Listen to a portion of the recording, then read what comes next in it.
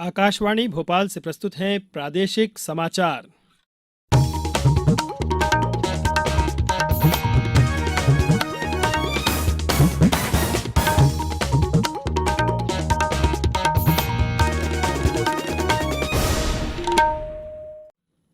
नमस्कार, समाचारों के साथ मैं नवनीत चौबे।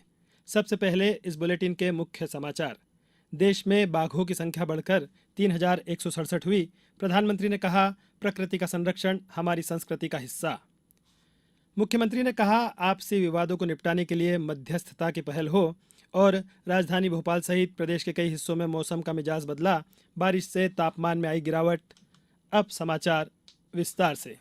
प्रधानमंत्री नरेंद्र मोदी ने कहा है कि प्रकृति का संरक्षण हमारी संस्कृति का हिस्सा है। वन्य जीव तथा पर्यावरण संरक्षण के अच्छे परिणाम दिख रहे हैं।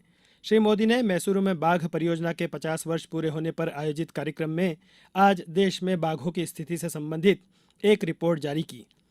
रिपोर्ट के अनुसार देश में बाघों की संख्या बढ़कर 3,167 हो गई है, जो 2018 में 2,967 थी। प्रधानमंत्री श्री मोदी ने कहा कि देश में 75 वर्ष के अंतराल के बाद चीते का जन्म होना इस बात का प्रमाण है कि देश में जैव विविधता बढ़ रही है। देश का वन क्षेत्र भी बढ़कर 2,220 वर्ग किलोमीटर हो गया है। श्री मोदी ने शिकारियों से बाघों के संरक्षण के लिए एक अंतर्राष्ट्रीय गठबंधन की शुरुआत की और बाघ परियोजना पर एक स्मारक सिक्का भी जारी किया। मुख्यमंत्री शिवराज सिंह चौहान ने कहा है कि न्यायालयीन प्रक्रिया के पहले मध्यस्थता के जरिए आपसी विवादों को निपटाने की पहल की जाना चाहिए। इससे अदालतों में काम के भार को कम किया जा सकेगा और लंबित मुकदमों को सुलझाने में भी मदद मिलेगी। मुख्यमंत्री श्री चौहान ने आज जबलपुर में महाधिवक्ता कार्यालय भवन नव सृजन के भूमि पूजन कार्यक्रम को संबोधित करते हुए यह बात कही। उन्होंने कहा कि महाधिवक्ता कार्यालय सरकार और न्यायपालिका के मध्य सेतु का कार्य करता है। प्रदेश में लागू पेसा नियम की जानकारी देते हुए मुख्यमंत्री ने कहा कि अनुसूचित जनजातीय क्षेत्रों में शांति एवं विवाद निवारण समिति बनाई गई है, जो गांवों के स्थानीय विवादों को सुलझाती है। मुख्यमंत्री ने कहा कि जनजातीय क्षेत्रों की तर्ज पर ही गांव में भी इसी तर्ज पर समितियां बनाई जाएं, जो आपसी विवादों को सुलझा सकें। उच्चतम न्यायालय के न्यायाधीश जेके माहेश्वरी ने इस अवसर पर कहा कि स्वामी विवेकानंद और महात्मा गांधी के विचार व्यक्ति के जीवन को सफलता के पायदान पर बनाए रखने में महत्वपूर्ण हैं। इन महापुरुषों के विचारों को आत्मसात करने की आवश्यकता है। दिल्ली उच्च न्यायालय के पूर्व मुख्य न्यायाधीश श्री मेनन ने इस अवसर पर कहा कि महाधिवक्ता भवन वर्तमान की जरूरी आवश्यकताओं को पूरा करेगा। व्यक्ति के साथ न्याय हो, यही मंशा न्यायालय की होती है। उन्होंने बताया कि कोर्ट के भार को कम करने के लिए विभिन्न न्यायालयों में प्री लिटिगेशन मीडिएशन महत्वपूर्ण साबित हो रहा है। कार्यक्रम की अध्यक्षता मध्य प्रदेश हाईकोर्ट के मुख्य न्यायाधीश रवि मलिमठ ने की। कार्यक्रम में लोकसभा सांसद राकेश सिंह, राज्यसभा सांसद श्रीमती सुमित्रा बाल्मिक सहित कई जनप्रतिनिधि और अधिकारी उपस्थित थे। वित्त मंत्री निर्मला सीतारामन अंतर्राष्ट्रीय मुद्रा कोष और विश्व बैंक की वार्षिक बैठकों के लिए अमेरिका के दौरे पर हैं। सोमवार से वाशिंगटन डीसी में अंतर्राष्ट्रीय मुद्रा कोष मुख्यालय में शुरू हो रही इन बैठकों में दुनिया भर के वित्त मंत्री और केंद्रीय बैंकों के प्रमुख शामिल हो रहे हैं। इस दौरान श्रीमती सीतारामन G20 देशों के वित्त मंत्रियों और अन्य शिष्टमंडलों के प्रमुखों से भी मुलाकात करेंगी। श्रीमती सीतारामन और रिजर्व बैंक के गवर्नर शक्तिकांत दास इस महीने की 12 तारीख को G20 देशों के वित्त मंत्रियों और केंद्रीय बैंकों के गवर्नरों की दूसरी बैठक की भी सह अध्यक्षता करेंगे। अब सुनिए आकाशवाणी के लोकप्रिय कार्यक्रम प्रधानमंत्री की मन की बात पर आधारित विशेष श्रृंखला। आज की कड़ी का विषय है कुंभ मेले के बारे में प्रधानमंत्री के विचार। कुंभ का स्वरूप विराट होता है। जितना दिव्य उतना ही भव्य। देश और दुनिया भर के लोग आते हैं और कुंभ से जुड़ जाते हैं। कुंभ मेले में आस्था और श्रद्धा का जन सागर उमड़ता है। एक साथ एक जगह पर देश विदेश के लाखों करोड़ों लोग जुड़ते हैं। कुंभ की परंपरा हमारी महान सांस्कृतिक विरासत से पुष्पित और पल्लवित हुई है। अब समाचारों में वक्त है एक ब्रेक का। ये समाचार आप आकाशवाणी भोपाल से सुन रहे हैं। हमारे समाचारों को अब आप कभी भी और कहीं भी अपनी सुविधा के अनुसार सुन सकते हैं। ये समाचार बुलेटिन YouTube, ट्विटर और फेसबुक पर AIR न्यूज भोपाल पेज पर भी सुने जा सकते हैं। इसके अलावा आप हमारी वेबसाइट newsonair.nic.in पर अथवा AIR न्यूज ऐप पर भी समाचार सुन सकते हैं। ब्रेक के बाद समाचारों में एक बार फिर आपका स्वागत है। कल विश्व होम्योपैथी दिवस है। उपराष्ट्रपति जगदीप धनखड़ इस अवसर पर नई दिल्ली में एक सम्मेलन को संबोधित करेंगे।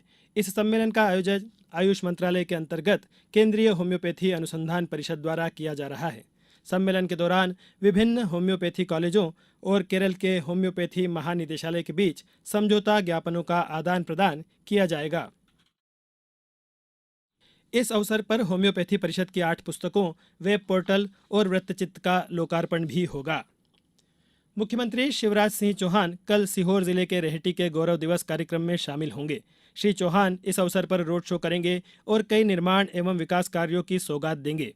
गौरव दिवस के अवसर पर मुख्यमंत्री रेहटी के विकास और सौंदर्यीकरण के लिए कुल 60 करोड़ 87 लाख रुपए के कई निर्माण एवं विकास कार्यों का भूमि पूजन एवं लोकार्पण करेंगे।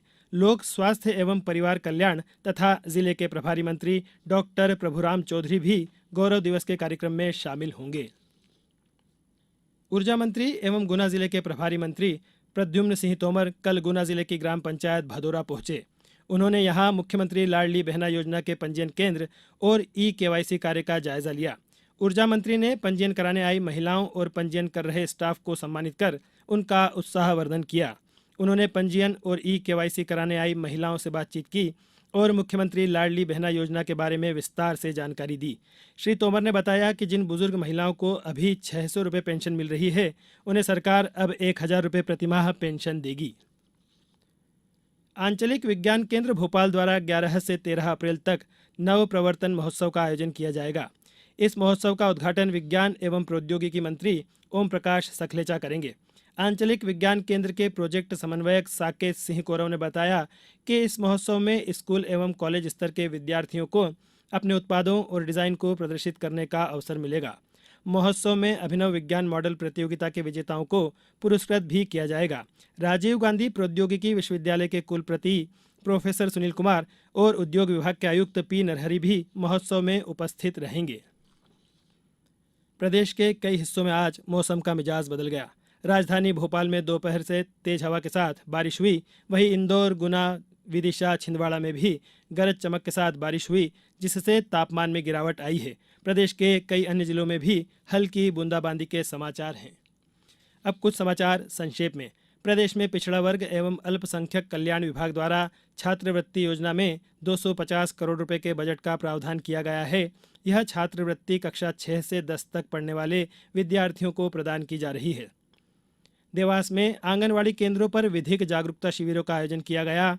इन शिविरों में कुपोषण के उपचार की जानकारी दी गई। मुरैना में आयोजित स्वास्थ्य शिविर में 264 लोगों का स्वास्थ्य परीक्षण किया गया। इस शिविर में नशा मुक्ति का संकल्प भी लिया गया। शहडोल जिले में अन्न दूत योजना के तहत उचित मूल्य की राशन दुकानों पर खाद्यान्न पहुंचाने की जिम्मेदारी युवा बेरोजगारों को दी जाएगी। इसके लिए बेरोजगारों को वाहन खरीदने के लिए रियायती दर पर ऋण उपलब्ध कराया जाएगा। और छिंदवाड़ा में मुख्यमंत्री युवा इंटर्नशिप योजना के अंतर्गत जन सेवा मित्रों के 51 रिक्त पदों पर भर्ती के लिए आवेदन की प्रक्रिया शुरू हो गई है। इसके लिए 241 आवेदन पत्र प्राप्त हुए हैं। अंत में मुख्य समाचार एक बार फिर। देश में बाघों की संख्या बढ़कर 3167 हुई। प्रधानमंत्री ने कहा, प्रकृति का संरक्षण हमारी संस्कृति का हिस्सा। मुख्यमंत्री ने कहा, आपसी विवादों को निपटाने के लिए मध्यस्थता की पहल हो। और राजधानी भोपाल सहित प्रदेश के कई हिस्सों में मौसम का मिजाज बदला, बारिश से तापमान में आई गिरावट। इस बुलेटिन में बस इतना ही। नमस्कार।